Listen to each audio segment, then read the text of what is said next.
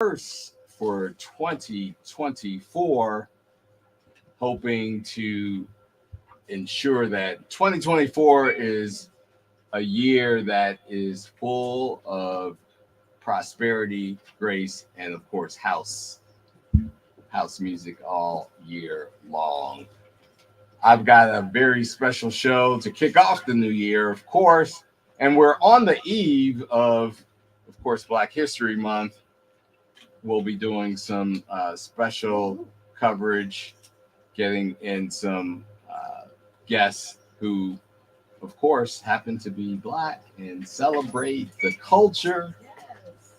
As you know, house music is a creative force out of the African American community here in Chicago. We are very proud of that fact. And we celebrate it here on every episode of the Vintage House Show. So you're tuned in to the right place if that's your thing. WNUR Street Beat, we're thrilled to host this program, but it's more than a program. It's always a special night in Evanston here at the WNUR studios. So let's get started. I am joined tonight by my guest who has an incredible story to tell. I like to focus on the business of house music when I host.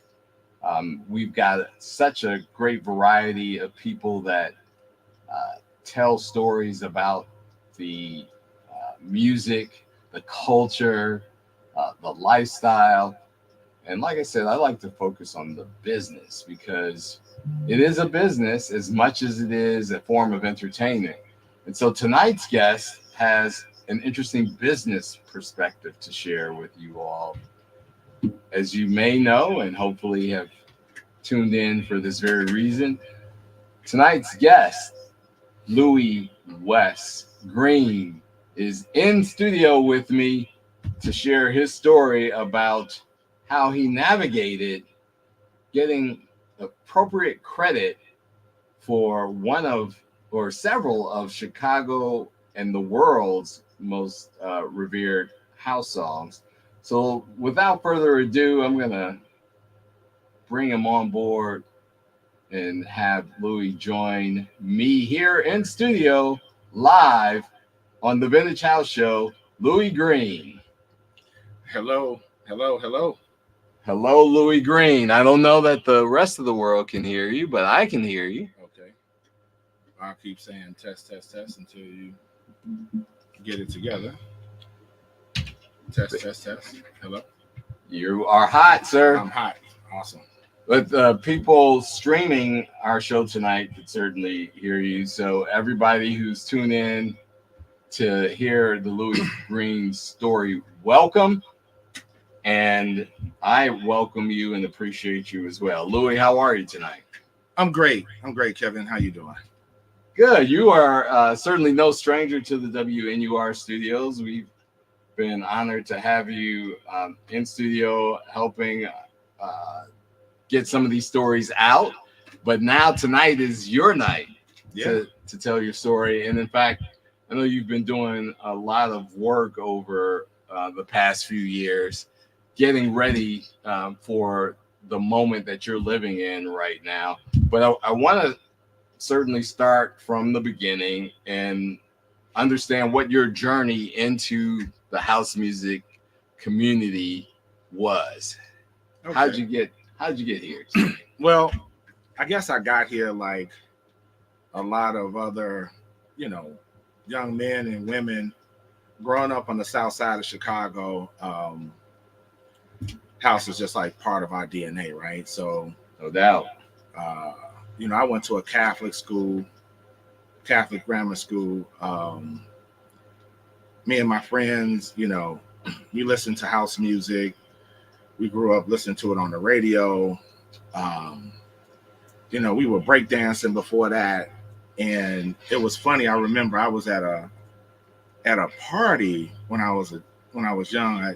in grammar school, and we were breakdancing, and this guy couldn't beat me at breakdancing, and he started housing, and I just looked at him and shook my head. Said, I had nothing for that, But that was kind of like one of my first introductions to house, like from a dancer perspective, In grammar school, I was going to St. Dorothy's on 78th and Everhart, and Southeast side, yeah. yeah, and man, I just really fell in love with disco, you know, and I like the big band stuff, Charlie Kalelo Orchestra, and salsa orchestra, all of that. Like, I enjoyed all of that, and what I really enjoyed more than anything was the parties and the camaraderie, So like, you could go to,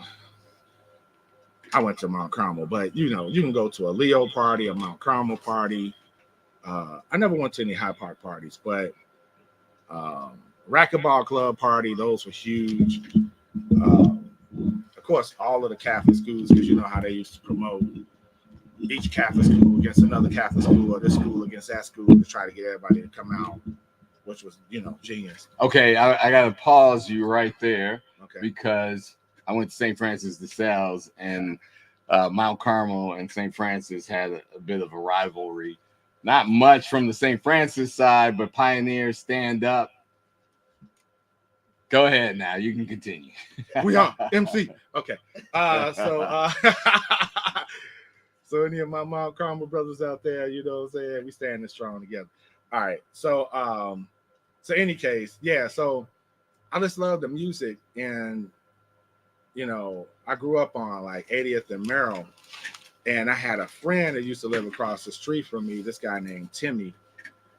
Some people call him like Tim Beats Now, whatever. I think that's what they call him, his DJ name. But we started like DJing together, and we started buying records together. And, my dad would take me down to Import Records every weekend. My mom and my dad were like separated or divorced. So, I got to put the clamps on him on the weekend and make sure that, he let me spend $20 or more every weekend to go buy some records. And so I go down to Imports, and Clarence used to be down there. Like, man, every weekend he'd have records set aside for me, like right away. He'd be like, man, you need these. And I'd be like, I haven't heard of that one. He'd be like, you need that. And I'd be like, and I get it home when I play it. I'm like, oh, this is that track. This is that song, And so that's how I started, building my record collection and spinning on the SLB 100s. And wait, belt drives? Man, I didn't have no money for no high tech turntables. I mean, a lot of DJs would come up there and be like, I had 1200s, and I went, to the music box, and I went here and I went there. Listen, I'm 52. I never went to the music box. I wanted to go to the music box. I had a good mom, so she wasn't letting me do all that. So I'm gonna also give you some leeway and rope, because you're a little on the younger side. You're a young man. I am. So those are things I wanted to do, but it wasn't gonna happen. And I had like a belt drive turntable that my dad had, and then I had an SLB 100, and I had to try to make that stuff work. Yeah. And resourcefulness. I mean, that is Big Shoulders, big city of Chicago's whole vibe, right? You got to figure out how to make it work and do what it do. And so then I moved to 70th and Chappelle, and there was like I think they still got that plaza up there now, like Jeffrey Plaza and all that. And they had like a little, what do you call it? 31 Flavors right on the corner where I live. And I used to enjoy going up there. So I had a neighbor, because my mom had bought a 3-flat. And he knew this guy named Steve Poindexter. And so he had introduced me to him one day and was like, man, Steve be making tracks, and he's with Gucci Promotions. And I was like, oh, okay, cool, because I seen all the flyers and all that kind of stuff. And so we got cool. We started hanging out, and you talking about a charismatic fellow, man. Like that dude was charismatic. Like he was. Every time you saw him, he had a smile on his face, and like these big bright eyes, and big smile, and and it was like, man, this is Mr. Gucci Promotions. You know what I'm saying? Help me out with the time frame. Give me perspective on how old you were and how old Steve was at that time. At that time, I was about 16, and I don't know Steve's exact age. I think he was maybe about 20 at the time. All right. So, and it was cool because he, get me into the parties and stuff like that. We hung out. We used to go places together. And if you read one of my articles, I did. Like I guess the 909 article, I kind of talked a little bit about that. But like, we'd be hanging out. Actually, back then, a lot of people had electronic stuff in their store windows. When you would go past, like what we used to call, it's not politically appropriate, we used to call them the Chinese shops because they had all the electronic equipment. Yeah, downtown, even in the neighborhood or whatever like that. South side. And we had walked past one of these shops, and they had a Casio keyboard in the window, and it looked like a little toy. Like it didn't look like nothing you want to buy, because back then I wanted to buy the Ensoniq ESQ1. That was like a real keyboard. But I didn't have a sampler, right? Right, it was a sampler. Yeah. I didn't have Ensoniq ESQ1 money, but you want what you want. You used to get the little magazines and see all the advertisements and all that. And so I looked at that keyboard. Steve was like, man, you should buy that keyboard, man. And I was like, man, that's not a keyboard, that's a toy. He said, nah. He said, any keyboard that don't have no speakers on it, it's a professional keyboard. And I was like, okay. So, I'm like, he older than me, all of that. He know what he's talking about. So I said, let me go ahead and save up my money. So I was working like at Mr. G's grocery store down there on 29th and Vernon, right across from Michael Reese Hospital. I think they were paying me like $3 an hour or something like that. So I saved up my little change and went in there and bought the keyboard. And man, I was excited. I was like, man, I got me a professional keyboard, right? I brought it home, man. Unwrapped it. It had that new keyboard smell. You know what I'm saying? And, I pulled out some cables and jury rig to plug it into something. I put some headphones on. So you get some amplification. Right. So I get some amplification. I bought me some D-cell batteries and put them in there. And I started hitting the keys. And it was like, quack, quack, quack, doop, doop, doop. I was like, what is this? This sucks. This sucks. Hear those. Oh my God. The sounds were laughable, Surely you still have this keyboard. Right? I do have the keyboard. Yes. Okay. The sounds were laughable. The artifacts. And so I was like, well, I done bought it now. So I said, well, maybe, I can make some sounds. So I started, it came with like a little manual. And they had extra sounds that you could program in from the manual. So I said, oh man, I'm going to, go through all these sounds in the manual. And I'm going to find me some good sounds. So I went through the manual, man. I programmed every sound in there for that manual. And they all sounded like the first ones and came standing with the keyboard, man. You talk about, like, it was crazy. But it was a MIDI keyboard, though. So that was the key. Yes. You can MIDI that bad fella. You could, use the musical digital interface, MIDI. Yeah. Musical interface digital. Musical, was it? There's two eyes in there. Right. Musical one interface, is interface. Digital, musical instrument digital interface. There you go. Ding, ding, ding. Right. So I said, well, you know what? I can use these little riggedy sounds, but I have to figure out what to do. So Steve came by. We started, messing around, and I went and bought a TR 505 and a Roland TR 505. And I bought that one because I didn't have money to buy like a 909 or 808, which is what I really wanted, right? But the TR 505 had like percussions, everything. So timbales, you know what I'm saying? Toms, nice clap, rim shot, all of that. So I was like, man, this is good because I get all of the basic sounds, to make a track. Enough to make a substantive Yeah. Chicago house track. Exactly. So I said, I'm gonna use this. And then Steve was like, man, Wes, I done seen them do it in the studio, man. You can set up your keyboard and your drum machine, and you can have the drum machine play the keyboard. I said, okay, cool. How do you do that? He said, I don't know. He said, but I done seen people do it. I was like, cool. So, I just opened up the manual. I was like, I'm gonna figure this out. So I started reading the manual, and I figured out how to do it. Reading is fundamental. And I never forget, man. I believe it was, and I might be wrong, so nobody yell at me and be like, you don't remember the page. But I think it was like page 38, 39 or something like that in that Roland TR 505 manual. And it talked about MIDI assignment. And I was like, huh. I think I'm on to something. Wait a minute. This is kind of cool. So I was like, wait a minute. I can change each one of these drum pads to a different MIDI channel. I said, huh.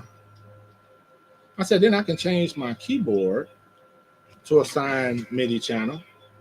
I said, I can use this one drum machine to make a track and play the bass line at the same time. Because I didn't have no money to buy nothing else. There's a related question, Louie, about the price point of the 505 versus the Roland 909. I don't even remember what the price point was, but I remember I paid about $200 for that 505, right? There it is. And that 909 was hitting harder than that. For sure. And making $3 an hour, it wasn't happening. I'm just being real. This is your grocery store gig. I'm working at a grocery store. I'm scrubbing the floors. I'm delivering. Listen, I was delivering groceries across the street from 29th and Vernon over there in the projects. Man, listen, I would carry 4 bags of groceries with me at the same time and not take the elevator because the elevators were super nasty. The steps were filled with urine and feces. But what you didn't want to do is make 2 trips. Because once they see you coming, they think you got money. They try to rob you. Yeah. So I learned how to carry 4 bags of groceries at one trip and deliver them bad fellas and be out. Yep. And actually they tip pretty good over there in the projects. I used to get like $20 tips going to the projects. For real. It was This is pre DoorDash. Yeah. Yeah. Right. But I digress. So I learned how to do that. And I was like, this is cool. So I, got these weird little toy sounds and stuff and trying to make something. It wasn't working. So I said, you know what? I got more time than I got money. Let me see if I can just make some of my own sounds. So I took that bad fella with my little Radio Shack headphones, got in bed every night. And for about 6 months straight, I just worked on sounds. I got to the point where if I wanted that bad fella to make a certain sound, I knew how to do it. I could be like, I want a sound like this. I knew exactly what waveform to use. I knew exactly where to go on my DCOs and what to put it to, and then be like da da da da da da da da da. Man, and it was just like it took me a long time. And then this is one thing I didn't put this in the article, so I guess it's exclusive for you guys. But my CZ 101 had an error in it. So in some of the patterns,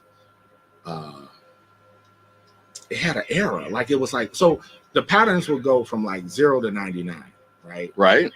But on some of them, they were aired out, and I would have to clear them, and go ahead and make a sound again. But one time I said, you know what? This sound kind of weird. It had like a infinity sign on it instead of 99. And I said, let me Try mess it around out. with this and see what happens. So if you listen to Computer Madness, when you get to the part where the crescendo, where when Mike Dunn did the mix, Yep. he took the volume down and he brought it up, and it went to that crescendo part, and the sounds started getting real crazy. That was one of them sounds where I had taken the error and used that, and so the sounds, it was almost like random, like it just started doing all type of random stuff. But it worked. And the funny thing is, the bass line never changed. So there, the bass line sounded different because that sound was different, but the bass line never changed. And another quick fact: there are no filters on the CZ101. Okay. So when you listen to Computer Madness, it sounds like I'm filtering the sounds and all that kind of stuff. I didn't have any of that equipment. But what I knew how to do was program sounds. So I programmed that CZ101 program the hell out of it. Sound like it was filtering. Okay. As I switched between sound and sound, because on the 505, you use a pattern play. So what does that mean? While the track is playing, you want to go to the next pattern. I would hit that pattern, and it would, on the next 4 beats, it would just switch on the 4 count. So I would hit it, and then I would hook my hand over my keyboard, and then right as it was gonna change to that next beat, I would change the sound. So it was real. It was a manual process. Yeah. But because of the way I programmed the sounds, it sounded like it was phasing and filtering and that kind of thing. And I think Mr. Poindexter did some interviews saying, yeah, Wes was working on the filters and I was working on that. And that's just not true. We got the exclusive. Yeah, I mean, you can clarity. And if you don't believe me, you can Google a CZ101, pull it up, look at it. There are no filters on a CZ101. So let me back up a moment just to ask, after you discovered the ability to essentially create pattern sequences, how did you get that recorded, or did you first go back and just make sure you got the kind of sounds that you were after? So what happened was, like I said, it took me 6 months to come up with these crazy, weird sounds that I thought nobody would like. Honest to God, I really didn't think anybody liked these sounds, but they were different. And so I was like, well, and I was trying to really emulate my heroes, which was Future, and, rest in peace, Spanky, Herb J, and DJ Pierre.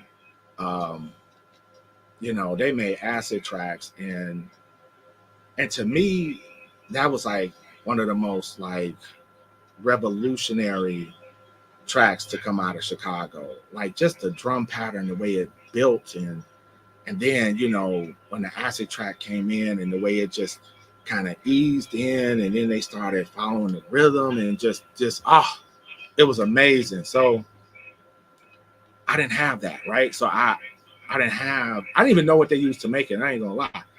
But so what I decided to do was take these weird sounds that I had and just change them. Just keep changing the sounds. I'm gonna just keep changing the sounds like it's an acid track. That was my. So Computer Madness was my version of acid tracks without having a TB303. Okay. Yeah.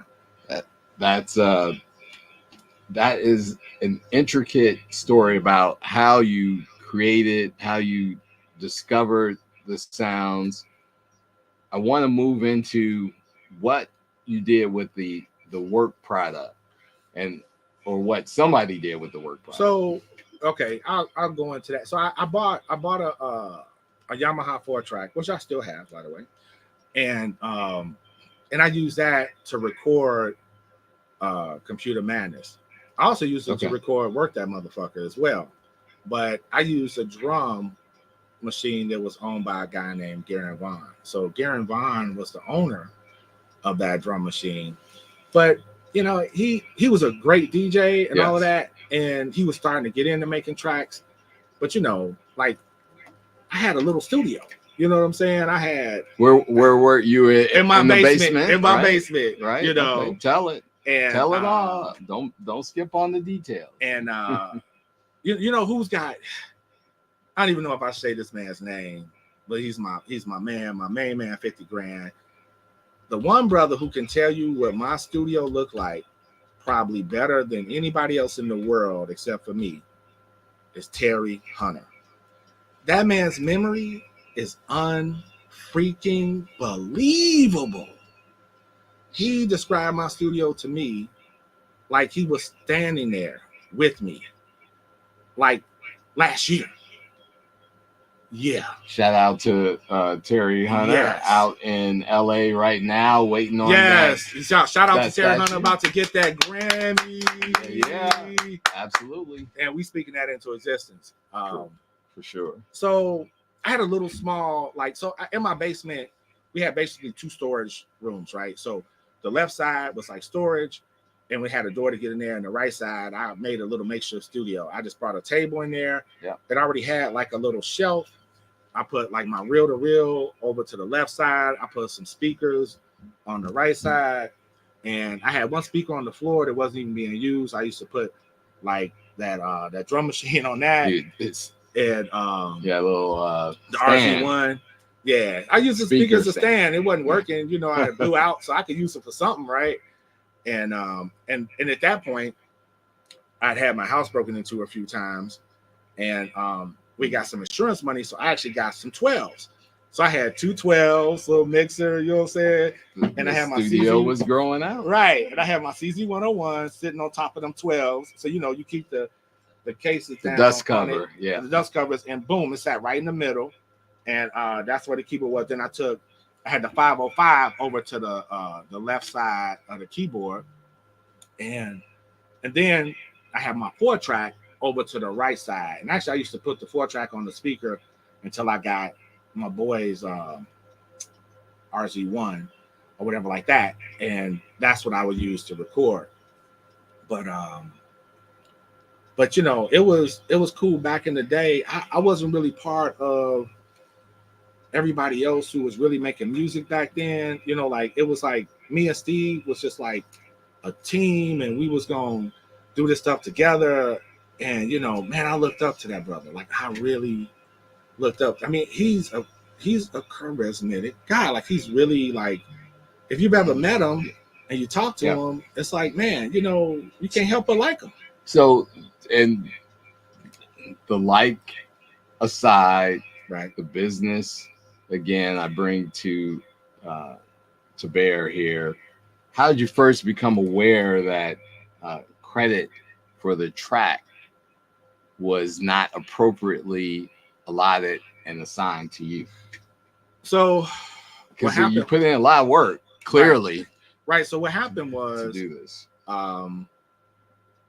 You know, the track was released. You know, and he actually gave me a test press. You know, of course, as a DJ, I wanted 2 test presses. Yeah. I'm like, you know, these are my records and your records because we're supposed to be doing a 50-50 thing. And he said, nah, you can't get 2 test presses. You only get 1. I got to give them out to other DJs. I said, dude, this is my record too. Like, I can't get 2 test presses. That's crazy. I should have known then, man. I should have known then, man. Dude, I should have known then, bro. You know, but you know, he already taken my 4-track to when he told me Mike Dunn's house to get it mastered or whatever, or Westbrook Studios or whatever. And and he returned my 4-track. It took him like a month almost to return my 4-track. That's another thing I didn't put in the article, but it took him a long time. I was really upset about that because I didn't have money to buy another 4-track. You know, I'm making $3 an hour. Yeah. You know what I'm saying? This was a big deal to me. And this is still you're 16, like 16, 17 by right now. You know what I'm saying? Right. I'm so high school. Right. High school. I didn't have that type of money. So he finally brought it back. He just gave me my backpack, and I was so happy. I opened it up. I saw the 4-track in there. I was like, oh, thank God. So I zipped it up and, you know, whatever. And he was like, man, I heard you told people, man, that you made Work Daddy, you made Computer Madness. I said, I did.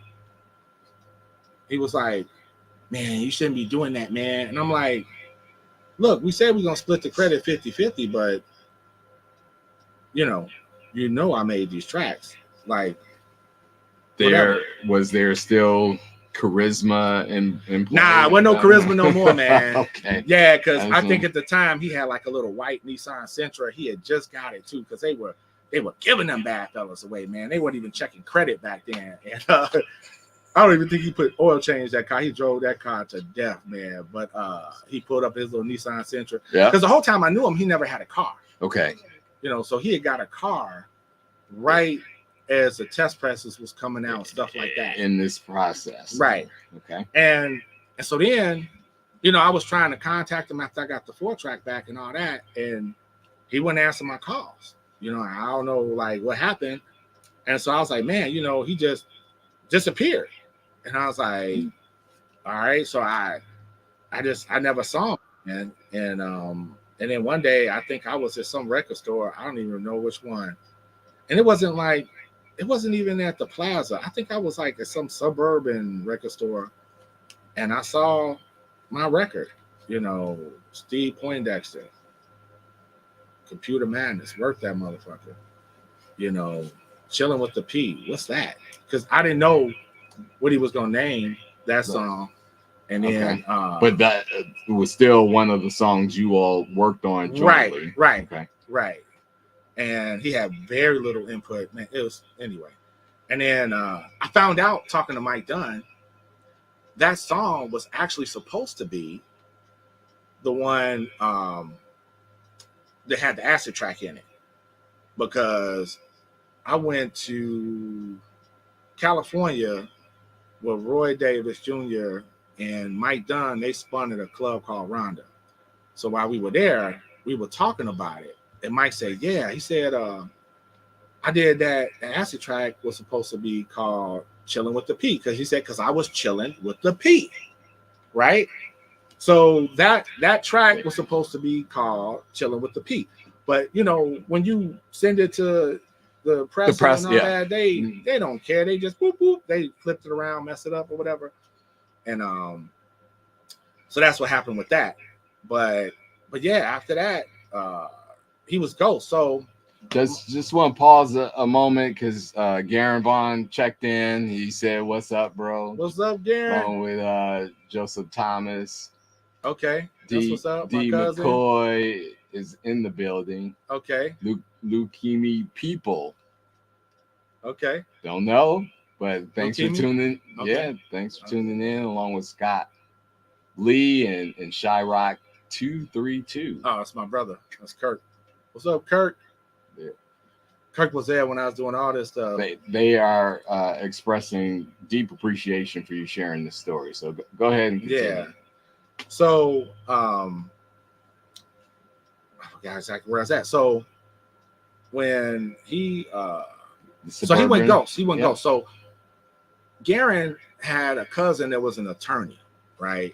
And so once I found out that he had stolen my music, I went to his cousin, and Garen hooked me up with him and was like, man, help my boy out. And since that was his cousin, he helped me out. He didn't charge me nothing. Okay. But he did some phone calls and looking around, and he came back after like a month. Like, he was like, man, this is on an underground label. He said it's not like a real label. Like, they just pressing the stuff up and sending it out. Like, it's not. He was like, man, I don't really know what I can do about this, And then remember, it was so early on, the record hadn't done nothing. You know what I'm saying? It hadn't really created the buzz. It hadn't done anything. It was, people liked it and people starting to buy it. It was Chicago vibe, right? Initially, and right. And the weird thing is, I didn't find out the record started doing anything until like 2013. So I never knew. Like, I knew people liked it, worked that, like that kind of stuff. And Computer Man, they'd be like, doo, doo, doo, doo, but I was like, I heard Computer Madness play on the radio a few times, stuff like that, but I didn't know it was like a big deal. So my cousin, Desiree Bolin, she's married to Thomas Bolin. So at the time, he owned a warehouse, a big 10,000 square foot warehouse out in the suburbs, in Dalton.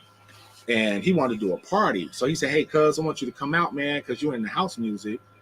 And I want you to, help me, talk to these house guys and negotiate all that. Yep. I was like, cool. So I came out and I walked in the room, and to my surprise, Steve Poindexter was sitting in the room, along with Roy Davis Jr., J.R. Jordan, and another guy named Ellery Coles. And there was like a few other people there, like from the business side on Thomas's side, my cousin Thomas. It was a room. And right. And so I walked in, some people, and I looked at Steve, and I was kind of floored, like taken aback. Right. So I walked over to him. I walked over to him on his left side, and I put my right hand on his left shoulder. And he looked up at me, and he looked back down. He looked up at me. He stood up. He threw his hands up. He said, "This is the guy. This is the guy." And so everybody's like, "This is what guy? What are you talking about?" He said, "This is the guy. They helped me make those tracks." So Roy said, like in a real low, calm voice, like I didn't even know who he was at the time. I didn't know he was Roy Davis Jr., right? Right. But he said, Steven, what tracks are you referring to? He said it just like that. I swear to God, he said it just like that. And check in with us, Roy. Right. And did he check in? Not yet. Not yet. But I was supposed to text him, but I didn't. But anyway, so he said, my first EP, Computer Madness, Work That Motherfucker, all that. So I said, Steve, I don't want to curse on the radio. I said, those are my effing tracks. And Steve just put his head down and was like, oh. And so then, no dispute, no acknowledgement of your statement. None. No, nothing. None. And so at that point, Roy Davis Jr. asked me to step out, and he wanted to have a talk with me. And I was like, I didn't know who he was. He said, I'm Roy Davis Jr. He said, it's an honor to meet you, Mr. Green. And I said, who? You're Roy Davis Jr.? I said, oh my God. It's like, you Mr. And so I was like excited, like to meet him. Fanboying. Right? Yeah. Right. I'm like, man, this dude, he's that dude, right? And so I was like, well, Mr. Davis, it's an honor to meet you. And I said, why you say it's an honor to meet me? He said, because you made Computer Madness and Work That Motherfucker, right? I said, yeah, but those songs wasn't nothing. Nobody, they played them a little bit on the radio, but that was it. He said, oh my God, you really don't know. I said, don't know what? He said, man, listen, I got 384 published tracks right now. He said, I done had tracks that sold over 50,000 copies. I done had tracks that sold over 100,000. He said, man, you add up all my tracks, my whole catalog together. Computer Madness by itself outsold them all. Work That outsold them all by themselves individually. I said, I can't say what I said. I was like, get your. He was like, man, can I have your number, sir? I said, yeah, you got my number. Roy called me up. Yes. He got me on the phone with Jeff Craven from Large Records. Large, yeah. And Jeff went online and started pulling up like just the publishing deals, I guess, because he wasn't gonna never see like how many records were sold. They were doing P&D deals. That Ray Barney, I think, was pushing that stuff out back then. And who knows who else was bootlegging that stuff too. For those tuned in that may not know, P&D, pressing and distribution deals. Right, a press and distribution deal. So he just started looking the stuff up, and his voice kind of got like shaky. And he was like, "Oh my God, man, these records have sold a lot, like just in licensing deals." And he was like, "Wow." And I was like, well, "What do you mean? Like, what's, you know?" You were not in tune with what was happening I from a wasn't. business standpoint because you were a creative, right? That was your focus. He was like, one licensing deal was 800,000 sold. Another licensing deal was 700,000 sold. Another licensing deal was 600,000 sold. Another licensing deal was 500,000 sold. Another licensing deal was like almost 500,000. So he just kept reading, and then I literally think he started to like choke up a little bit, and I was like, and I felt a little bit dizzy. I was like, wait a minute, this didn't happen. Like, that's not true. You know, right? Because you weren't seeing nobody like my little music like that. You know, and it was true. So one of the questions that's come in from our audience, what wasn't there any music auditing? There are actually publishing companies is the question that would have been involved in this, like ASCAP or BMI. And did you have membership? Did you have a writer's membership to ASCAP or BMI? No, right? heck no. I didn't have no membership in ASCAP or BMI. Thanks for that question. I was Scott. 16 and I didn't know nothing about that. Man, listen, my mom was like, I was trying to get her to let me go to the studio with Steve so that we could get the stuff put on DAC. And I said, Mama, if I don't go, he might steal my music. Yeah. And she said, that bumpity bump stuff ain't gonna make no money. Take your butt to bed. You gotta go to mom. Karma tomorrow. Nobody care about this bumpity bump crap. Man, you pushing them. And I was like, hard tonight. Man, so I mean, I never, I tried to do like a poor man's copyright. So I took like a cassette, put it in an envelope, mailed it back to myself, and thought maybe I could protect myself like that. But as I found out later, they said that's not enforceable in court and all that kind of stuff. And and then I just went away to college, man, and got into IT, and I've been very blessed. God has blessed me like 10,000 fold, man. Like, He's just blessed me. It's too much stuff to talk about, man. Like, I had type 2 diabetes, reversed it. My A1C is like 4.2. I lost 65 pounds. I had sciatic nerve pain so bad that I had to pray to God for help because the pain was so enormous. Like I didn't know what I was gonna do. God is good all the time, bro. And and at that moment he took my pain and I got an inversion tape. I've had a lot of stuff I went through, man, and God's been with me the whole way. And I believe that God's the one that wanted me to get my rights back, man. So that's powerful. That you brought your spiritual dimension to this pursuit, because again, this is it could be boiled down to a business transaction, and as we know here in Chicago, in the earliest days of both house music and gospel and R&B, right, we weren't always up on the mechanisms, right, for getting our due credit and proper compensation for our creative product and craft. And so this is a unique story, because the next phase of it is that this ultimately led to a credit dispute that you pursued and you engaged a bunch of people. Talk about what that process was.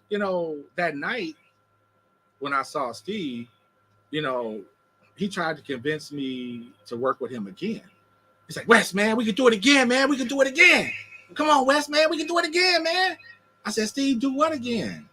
I never received a dime for all this stuff. He said, Wes, I ain't making no money on that either. I can show you emails right now. I ain't make no money, man. No money. I promise you. I can show you the emails. But, man, Wes, we can do it again. The mechanical rights, for sure, there was some connection. He made right? a lot of money, bro. Whenever that vinyl, those orders for distribution. Man, Computer Madness is in video games and TV shows, movies. Like it's, it's everything. It's everywhere. But in 2022, Work That was named out of the top 200 dance tracks of all time by Rolling Stone, number 66. Like this isn't just some track. These aren't just some tracks. These are iconic tracks that help solidify the foundation of house in Chicago. No doubt. And you've got many tuned in from the house community. I want to shout out DJ Randall Dean. What's up, Randall? Russell. Actually, Russell, was an integral part too. He really pushed me, man, to, get my rights back. Great friend of the show. And, he was like, man, Wes, you got PTSD, man, but you got to let it go, baby. You got to let it go, man. And yeah, he was very instrumental, man. Skip, or Shannon Sias and Steve Hurley. Shannon and Steve, what's up? Checking in. Rhonda Flowers, what's up? Yeah, and Scott Lee. Me, Rhonda, actually, and Russell did a party in Amsterdam, like in 2019. ADE, yeah. And I think next year we'll probably do another one. So, but anyway, going back to the story, So I forgot exactly where I was at. Well, we were talking about the fact that you came to this realization that, right, and then you recognized the need to dispute exactly what had happened. So that night I talked to Steve. I was like, look, man, I just want my name on my publishing. You know what I'm saying? Like, just add my name to the publishing or whatever like that.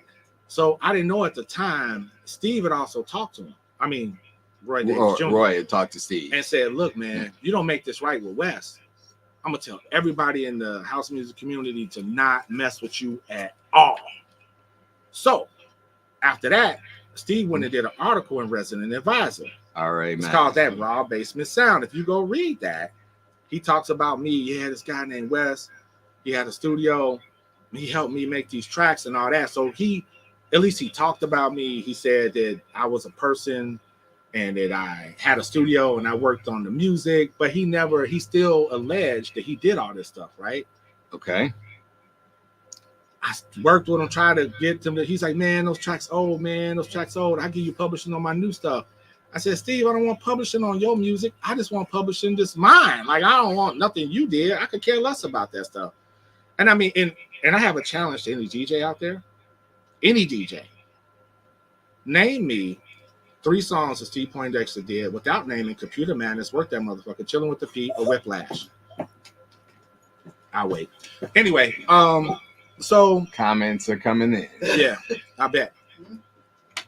And I said 2 because most people can name Short Circuit, right? But outside of that, I don't know. And you can't say Bessie Smith because that was Gene Hunt's track. That wasn't his.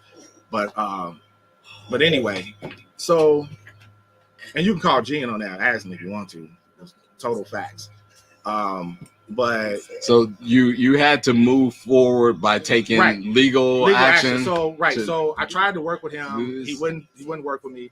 So I got a law firm called Citigroup out of the UK and an attorney named Raymond Croker. And why the UK? Just out of curiosity. Because they specialize in those type of things. And it was a global publishing issue. Exactly. So like they went up against like Warner Chappell, Sony Music. Like, in fact, their company doesn't normally take an individual like mine, like me. Yeah. Okay. But when I was introduced to him by a dear friend, and when he heard my story and he went and did research to find out if it was true, right? Because he was like, I'm not just going to take this case if it's not true. He came back to me and said he would take my case. And I didn't know he did all this research. And I said, well, Do you want to know like what happened all that? He said, I already know what happened. I did my research. I verified that your story is true, and I'm gonna take your case. And he said, because we need to right a wrong. And I just couldn't believe it. And they were amazing. Like the law firm was amazing, and they helped me get my rights to my publishing back. And yeah, Wow. and it took over a year. Yeah. So the law firm, that was certainly the right choice to affect the outcome that you got. You also had friends that were, I'm assuming, just personal friends. But talk a little bit about the rest of the Chicago music community. You made reference to Roy Davis Jr.'s uh, influence in Right. this Right. issue. He's very influential in this whole thing. The, None of this probably would have happened without him. This Okay. man called me once a day for 6 months straight. I don't know if anybody knows like people like him, or like Shannon, Steve, Maurice Joshua, Terry Hunter, anybody like not to say they're all on the same level, but I'm saying people are really serious about their craft. yes. They don't call people every day, and they will not answer your call every day. Fair. If you don't believe me, just try it. Like, try to call. If you got Steve Hurley's number, try to call him right now. See if he answers. He's not going to answer because he's busy. He's a professional. He has to make his money and do his thing. He cannot answer your call. We are all grinding for sure. Roy Davis Jr., he's a professional. He cannot take your call every day. Maurice Joshua, he's a professional. He's not going to take your call every day. Terry Hunt. None of these people are going to take your calls every day. People who, this is what they really do for a living.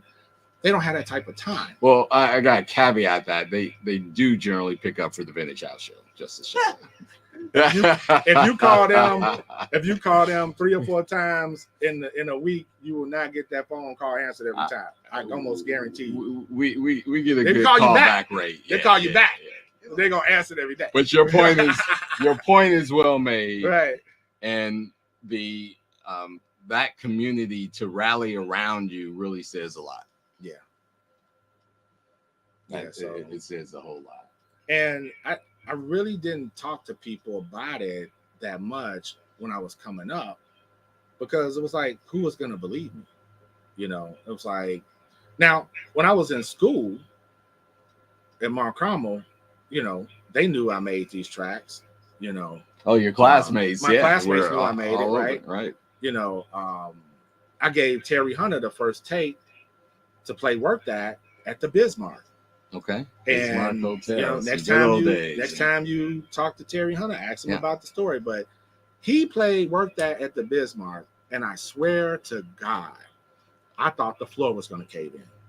Them kids started going crazy. Yeah. I literally walked off the dance floor and stood in the doorway, knowing that the doorway was reinforced and was stronger than just standing on the floor in the middle of the dance floor. Because I didn't want the dance floor to cave in and I fall with it. You know what I'm saying? So I backed up.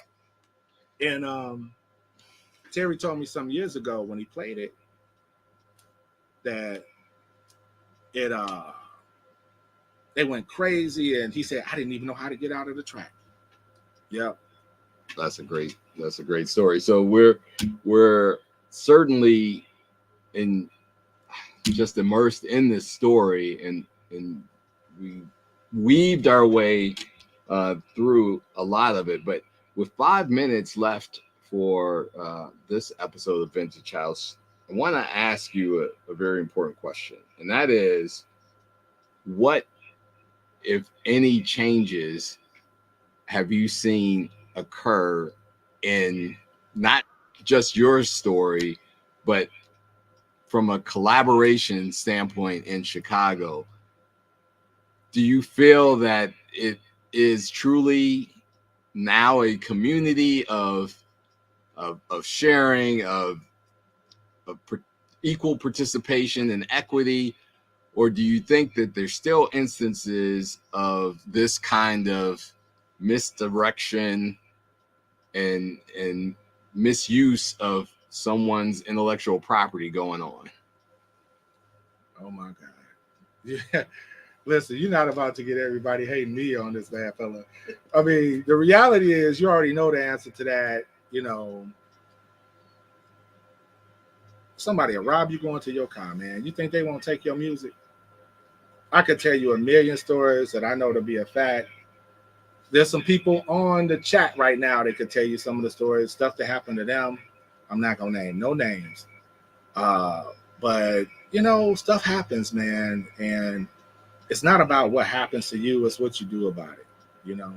And it's not always easy to stand up, you know, and it's not cheap to stand up either. You know what I'm saying? Like, in order to make all this stuff happen, you're gonna have to, have some money. You're gonna have to be able to hire the right people. And it's not easy, But again, I've been blessed, and um, God put me in a position where I could, handle this. And there's no question. I appreciate your again the spiritual dimension from which you tell the story and give the appreciation and of course grace and praise from where it all comes from and stems from. I think you've also, individually empowered people that have listened and read about this story, and they're going to stand up because of Louie West Green. Yeah. How does that make you feel? That makes me feel great, man. And I've actually reached out to people that I know that had their music taken and told them, if they need help, I would try to put them in touch with the right people, help them. There's some specific people I reached out to recently, but it's hard, man. People they don't they're unsure and they don't know what to do, and it's tough, man. It's tough to stand up because people look at you different, you know. And everybody's like, "Oh man, it's been almost 40 years. Why you wait 40 years to try to get your rights to your music back?" I didn't wait 40 years to get the rights to my music back. Tried to get the rights to my music back right away. It was a journey. It was a journey. Yeah.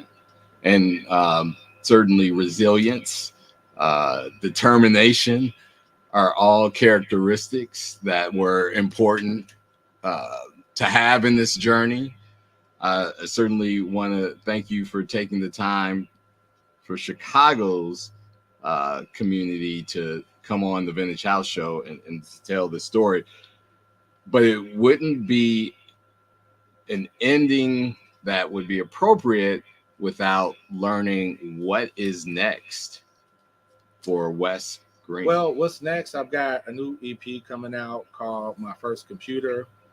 I've got a track on there that I went back to my old school CZ 101, spent a year making sounds again, and put that together. I actually redid Computer Madness, went back, reprogrammed all my original sounds, the ones that I could do. Some of them is just, you know, I did the best I could. But I've got a new version of that unfortunately one of my good friends that said he wouldn't send it to nobody, sent it out to a bunch of people. And I even heard DJ Alicia playing it in one of her mixes live, which was cool. She didn't know. She just got a we transfer with the files. It was like, man, this is dope. Um, but but yeah, so I got a few things happening, and in March 23rd, I believe the new EP drops, and yeah, so it's hopefully people enjoy it. So we were prepared to try to play a little snippet Okay. tonight. I'm not seeing the next show host coming up, so if you bear with us, we'll certainly try to drop Go for it. An exclusive premiere of My First Computer, Okay. Wes Green. I want to certainly reach out to everybody that checked in, DJ Purple, again, Rasul, Randall Dean, Rhonda Flowers, SNS, our in studio crew. Of course, shout out to the executive producer of the Vintage House Show, Miss Lauren Lowry, my Lauren co-host. Lowry, and she was very instrumental in this too because when she interviewed Mr. Poindexter on her show, she actually got him to admit that my name was on the record when it was first pressed, which is probably a shocker to most of you guys listening. There is. I'm glad you did that because surely we have that interview and recording, but you were telling the story in such an engaging way. I did not get to drop that one. And he admitted that I actually made, the bass line for Computer Madness. He alleged he made the track. If you guys heard the track, come on, stop it. He did the snare drum intro and he named it. That's all that he did with Computer Madness. And Work That, it was my track. It was his sample voice. And, we changed the hi-hats. And if you think about his story, it makes sense, right? If he said in his interview that he had me change the hi-hats for him because he couldn't do it, then that means the hi-hats were already programmed. So the track was already programmed. Garen Vaughn was there. His brother, his cousin John was there. My brother was there. He came in my studio and said, "Hey, let's make a track called Work That Motherfucker." And I said, "Okay." I said, "Well, here's a tribal track. Let's do it." And he was like, "Cool." And then I maybe walked out the studio for a minute, came back, and all he did was start sliding the drum volume controls up and down to hear the different patterns. He was like, "Yeah, this is dope." And he gonna try to take credit for the track? Who's ridiculous? So we've got that video clip. We're going to try to play that as well as the new release coming out March 23rd, 2024, My First Computer.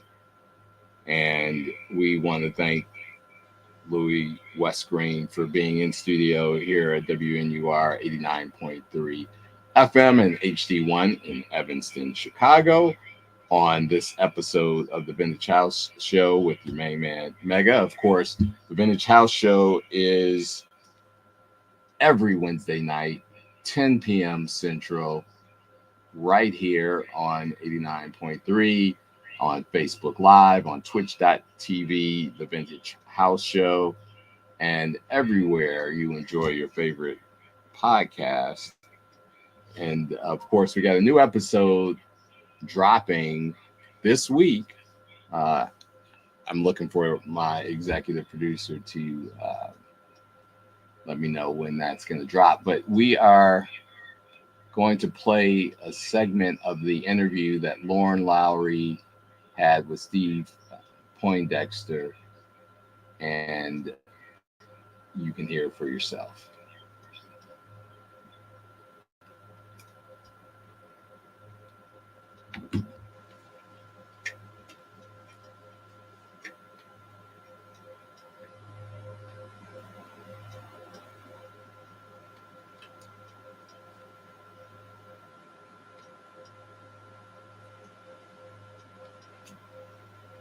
All right. So, of course, technical challenges with getting that audio out over the air.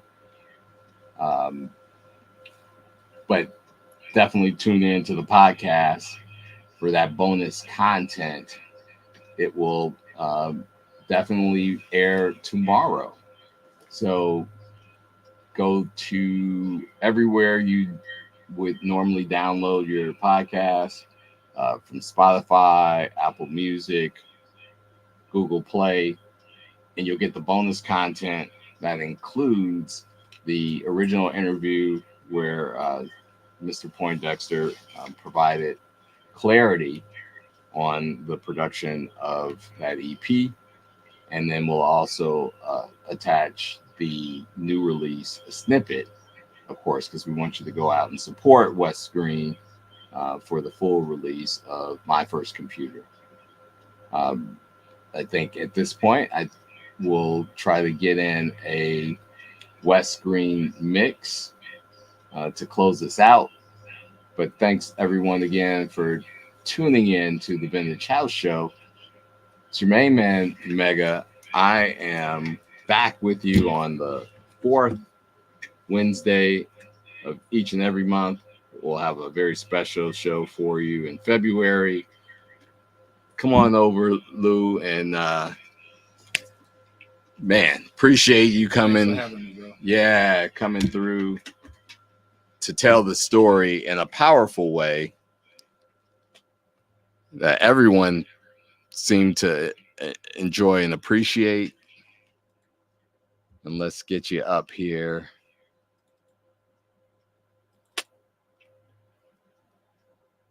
Normally there's another jock, so we could have probably continued the story, but wasn't ready for it.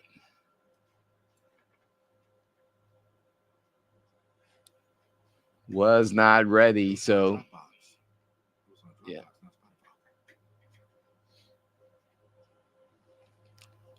Everyone tuned in still. We got the behind the scenes of the Vintage House Show going.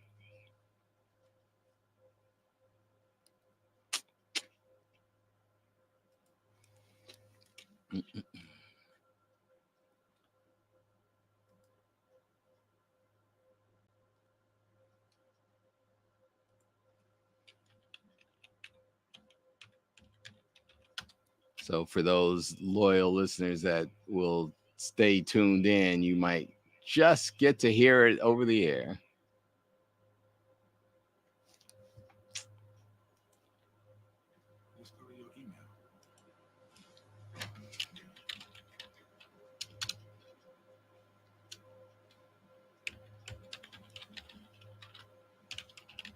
Got to fill this dead air with some good house music coming up in 1 second.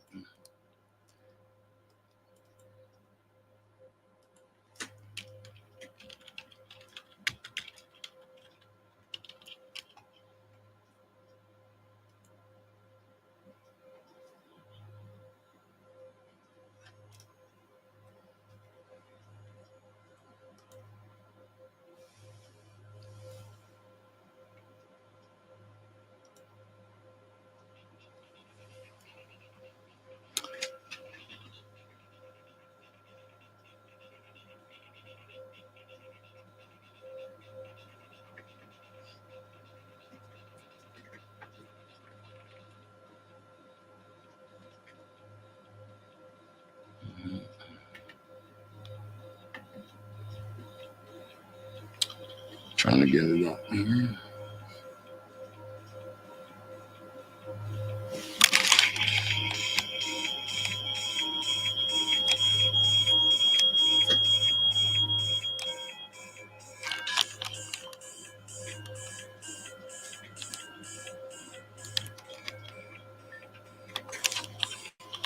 So for those over the air, they're enjoying a shot of computer madness.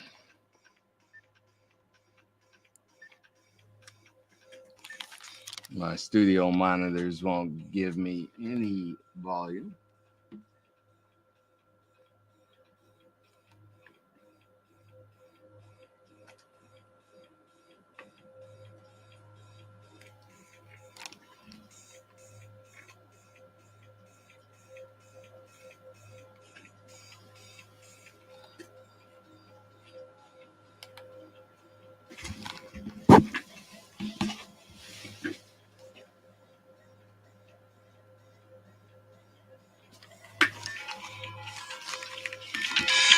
Go old school.